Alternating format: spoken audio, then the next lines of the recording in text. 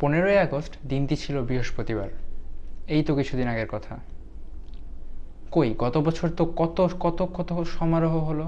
তাকে সরতে বলে বজলুল হুদা ও নূর চৌধুরী স্টেন গান চালায়। শোকের মাতাম বাজলো সব জায়গায়। হ্যাঁ, শেখ সাহেবের জন্য চারিদিকে শোকের গান, স্কুলে কালো ব্যাজ, সরকারি চাকরিজীবীদের কালো ব্যাজ, আরো কত আয়োজন। কিন্তু সিঁড়িতেই লুটিয়ে পড়েন বঙ্গবন্ধু। কিন্তু শুধুমাত্র একটি বছরের ব্যবধানে কত কিছু পরিবর্তন হয়ে গেল। হ্যাঁ, যেইটার সাহস কেউ কখনো করতো না, করতেও পারতো না, এমনকি ভাবতোও না। এই একটি জিনিস হয়ে গেছে ইতিহাসের পাতা। কাদের মাধ্যমে?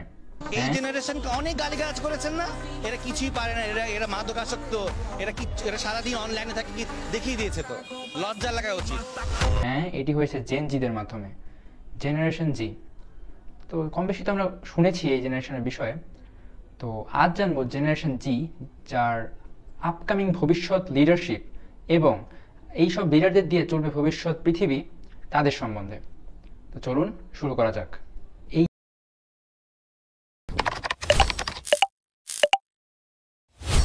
এই জেনারেশন জি কারা, তাদের স্বভাব আচরণ কিরকম এবং তাদের ভবিষ্যৎ প্রজন্মটা কিরকম হবে, সেই নিয়ে আজকের ভিডিও। জেনারেশন জি শব্দটির পূর্ণরূপ দ্বারায় জেনারেশন জুমার্স।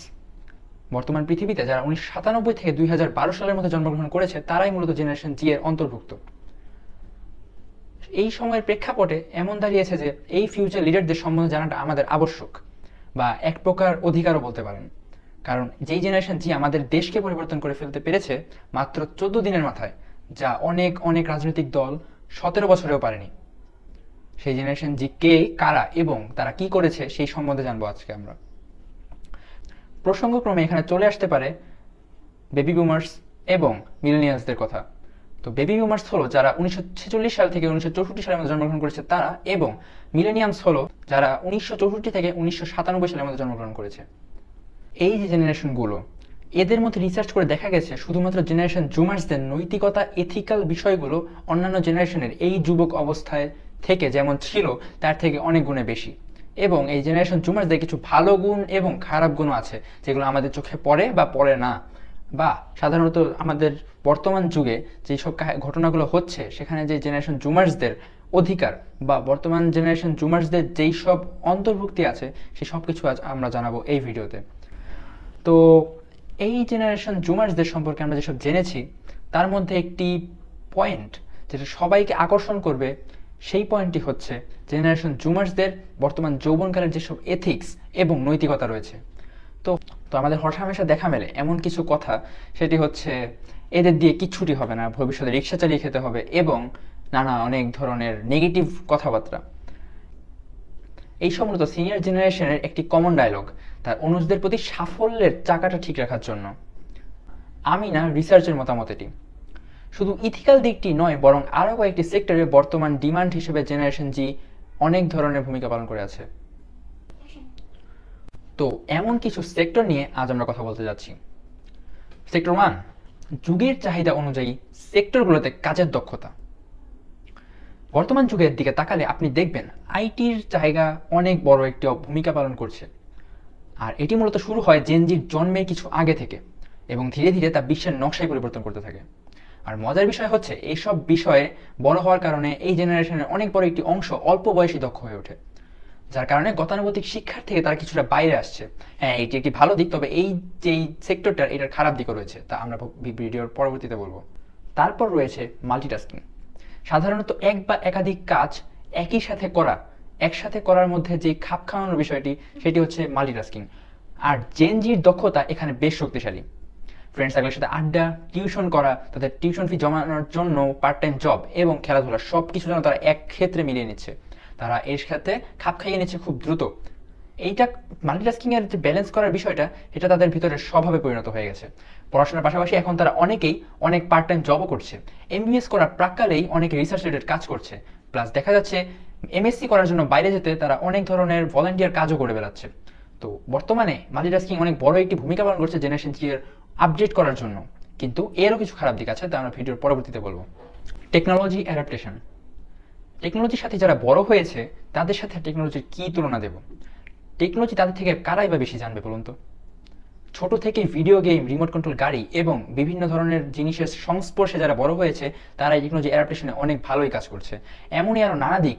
তার উল্লেখযোগ্য হিসাবে আরেকটি জিনিস একটু জানিয়ে রাখতে চাচ্ছি, এই জেনারেশনের বেশ কর্ম উদ্যমী এবং বিপ্লবী চেতনার, শুধুমাত্র বাংলাদেশের প্রেক্ষাপটের না, আমি বাইরের যেমন আমেরিকা এবং কানাডাতে জলবায়ু পরিবর্তনের ক্ষেত্রে যেই প্রোটেস্টটি হয়েছিল এবং তার পাশাপাশি রেসিজমের বিরুদ্ধে যে প্রোটেস্ট হয়েছিল, সেখানে জেনারেশন জি এর ভূমিকা সবচেয়ে বেশি ছিল। তো এই যে বিষয়টি, এথিক্স এবং কর্ম উদ্যম প্লাস বিপ্লবী চেতনা, এই সব কিছুই অন্যান্য জেনারেশনের এই সময়কালের থেকে জেনারেশন জি এর এই বর্তমান সময়কালে অনেক বেশি লক্ষণীয়।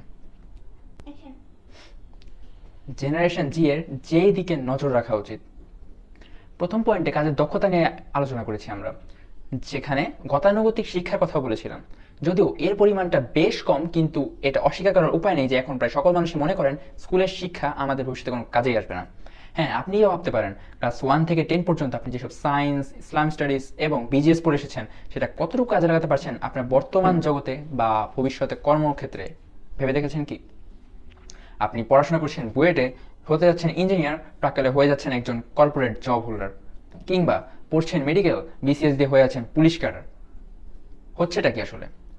যাদেরকে টাকা দিয়ে সরকার পড়াচ্ছে ডাক্তার হওয়ার জন্য, ভালো চিকিৎসক হওয়ার জন্য, দেশের ভবিষ্যৎ গড়ার জন্য, একজন ইঞ্জিনিয়ার হওয়ার জন্য, তারা করছে কর্পোরেট জব, পুলিশ ক্যাডার এবং অনেক অনেক কিছু। একটি রিসার্চে দেখা যায় এই এডুকেশন সিস্টেমের 90% বিষয়ই আর লাগে না গ্র্যাজুয়েশনের বা চাকরি কাজের সময়। তবে শিক্ষার একেবারে বাদ দেওয়ার যে বিষয়টি, সেটা আমার কাছে দ্বিমত রয়েছে। তা কেমন? ধরুন, আমাদের যে শিক্ষা দেওয়া হচ্ছে তা মূলত আমাদের কর্মী বানানোর জন্য, হয়তো অনেক সেক্টরে এজন্য একসাথে ইফেক্টিভ হয় না, যেটার গতানুগতিক শিক্ষা, কিন্তু আসল শিক্ষার উদ্দেশ্য কিন্তু এটি নয়। আসল শিক্ষার উদ্দেশ্য আমাদেরকে একজন মানুষ তৈরি করা, মানুষ তৈরি করার মাধ্যমে আমাদের দেশের সেবায় এবং জনগণের সেবায় উদ্বুদ্ধ করা। কিন্তু শিক্ষার উদ্দেশ্য হলো জীবনের উদ্দেশ্য বুঝতে সাহায্য করা, যদিও তার প্রচলন আজ নেই। কেননা কোরআন পড়ে দিন জানাটা কি আমাদের আর প্রোডাক্টিভ ভাবে বলুন, কিংবা হাদিস পড়ার বিষয়টা? যাই হোক, দ্বিতীয় যে বিষয়টি নিয়ে আলোচনা, সেটি হচ্ছে আমাদের ফোকাস নষ্ট হওয়ার বিষয়টি। জেনারেশন জি এর একটি অনেক বড় সমস্যায় ফোকাস নষ্ট হওয়া। আচ্ছা, সময়ের প্রাক্কালে এবং ডিমান্ডের কারণে ফেসবুকে এসেছে রিলস, ইউটিউবে এসেছে শর্ট ভিডিওস, কিন্তু কেন এসেছে বলতে পারেন? কারণ আমাদের আজ পডকাস্ট দেখার মতো 2 থেকে 3 ঘন্টা সময় নেই। একটি কন্টেন্ট দেখার জন্য এতটুকু সময় আমরা খরচ করতে চাই না, কিংবা আমাদের ফোকাস ঠিক থাকে না, মনোযোগ ঠিক থাকে না। হ্যাঁ, দুঃখজনক হলেও সত্যি, বর্তমান জেনারেশন জি এর অ্যাটেনশন স্প্যান, যাকে বলা হয় অ্যাটেনশন ধরে রাখার ক্ষমতা বা ধরে রাখে যতটুকু, সাধারণত গড়ে এটি 4 থেকে মাত্র 8 সেকেন্ড, যেইটি আমাদের এই রিলস বা শর্ট ভিডিওসের বড় একটি প্রভাবশালীতার জন্য হয়েছে। হ্যাঁ, এইটা কি ভাবা যায় আপনি বলুন? পাশাপাশি একটি বিষয় নিয়ে আমি পড়াশোনা করে জানতে পেরেছি একটু ওয়েবসাইট থেকে, যে ওয়েব পাবলিশাররা নিজেদের কন্টেন্টের মার্কেটিংয়েও এই পরিসংখ্যানগুলো দিব্যি মেনে চলেন, কন্টেন্টের এঙ্গেজমেন্ট বাড়ানোর ফন্দি করেন। এই দুটো বিষয় অত্যন্ত অ্যালার্মিং আমাদের জন্য। প্রোডাক্টিভিটির অনেক বয়ান তো আমাদের সামনে হয়েছে বটে, কিন্তু সেই প্রোডাক্টিভিটির একটি দাম সেখানে আমরা জীবনে উপভোগ করতে পেরেছি। জীবন উপভোগের কথা কেন বলছি? এই যে এত এত কাজের ভিড়ে পরিবার নিয়ে ভাবার সময়টা কি হবে, কিংবা আমাদের টেকনোলজি অ্যাডাপ্টেশন, যা আমাদেরকে কিন্তু অধিকাংশ ক্ষেত্রে কিছু ব্যতিক্রম ছাড়া অ্যাডিকশন রূপ নিয়েছে। এই মানুষগুলো অনেক ক্ষেত্রে সামাজিক কিছু বিষয়ের সম্বন্ধে সন্দিহান। হ্যাঁ, আমাদের বিপ্লবী মনোভাব অবশ্যই প্রশংসাযোগ্য, কিন্তু একই সাথে দায়িত্ব নিয়ে বিষয়গুলো আমাদের আরও বেশি দেখতে হবে। টেকনোলজিক্যাল প্রোডাক্টিভিটির বাইরে আর্থিক ও শারীরিক স্বাস্থ্যের খেয়াল রাখতে হবে, কেননা দেখা গিয়েছে এসব কারণে অনেক অনেক সমস্যা তৈরি হচ্ছে আমাদের ভেতর।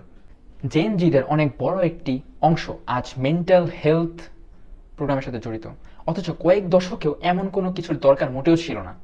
সবকিছু মিলে যদি ইতি টানি, তো মূল বিষয়টি দাঁড়াচ্ছে যে আপনার সক্ষমতার জায়গাটা বাদ দিন, বরং আরও উপদেশ দেব এখনও ভালো করার। তবে ওয়ার্ক লাইফ ব্যালেন্স, লাইফে সত্যিই প্রোডাক্টিভ হওয়া, যে নিজের আত্মিক দিকের খেয়াল রাখাটাও জরুরি। আর এই জিনিসগুলো মানা সম্ভব ঠিক তখনই যখন ইমানের কনসেপ্টটা আপনার কাছে পরিষ্কার থাকবে। এটা একটু বুঝাই। এই যে মেন্টাল হেলথ প্রোগ্রাম, এর কারণ কি জানেন? যে দুর্দশাগ্রস্ত মানুষদের সংখ্যাটা হলো 45.3%, আনঅফিসিয়াল আরও বড়। আর এই দুশ্চিন্তার কারণে দেখা যায় অনেক অনৈতিক কাজের সাথে জড়িত হয়ে পড়ছে। তার সাথে আমাদের কিছু অনৈতিক জিনিস, যেটি বর্তমান যুগের এই জেনজি যারা যৌবন পাড়ি দিচ্ছে তাদের ক্ষেত্রে হয়ে আসছে। বিকৃত যৌনাচার, পর্নোগ্রাফি, মাস্টারবেশন, এইসব অনেক কিছুতে তারা অনেক বেশি অ্যাডিক্টেড হয়ে যাচ্ছে। গবেষণায় দেখা গেছে 85% মানুষের সাথে যুক্ত গবেষণার মাত্র এত বেশি মানুষ যে ডিপ্রেশনে চলে যাবে তারা গবেষকরা বুঝতে পারেননি। তাই সবাই সাধু সাজতে গেলে সেই আর্গুমেন্ট আমি মোটেও মেনে নেব না। এই কারণেই সার্বিকভাবে আপনি আমি হয়ে উঠি বিকারগ্রস্ত। দীর্ঘযাত্রায় এমন কিছু কি ভালো কিছু প্রকাশ করে?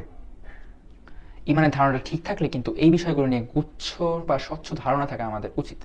কেননা আমি যখন সাক্ষ্য দিচ্ছি আল্লাহ এক অদ্বিতীয়, তিনি সবই দেখেন। আর সবই যখন দেখেন তখন আমাদের গুনাহ এর বিষয়টাও দেখেন। তো আল্লাহ যখন আমাদের সব জিনিস দেখছেন তখন কি এইসব জিনিসও দেখছেন না? তো ইমানের কনসেপ্টটা যখন ঠিক থাকবে আমাদের সামনে, তখন অবশ্যই সকল পাপের জিনিস, সকল খারাপ জিনিস থেকে আমরা মুক্ত থাকবো। এই জেনারেশন জুমার্সরাও এগিয়ে যাবে সামনের দিকে। হ্যাঁ, যারা অন্য ধর্মাবলম্বী আছেন তাদেরও একটি ধর্মগ্রন্থ আছে, তাদের ধর্মগ্রন্থ নিশ্চয়ই এসব জিনিসের কথা কখনোই বলা হয়নি। ইমানের ধারণাটা যখন ঠিক থাকছে তখন সবকিছুই যেন ঠিক থাকছে। আর ইমান শুধু ইসলামের জন্য নয়, ইমান সবার জন্য।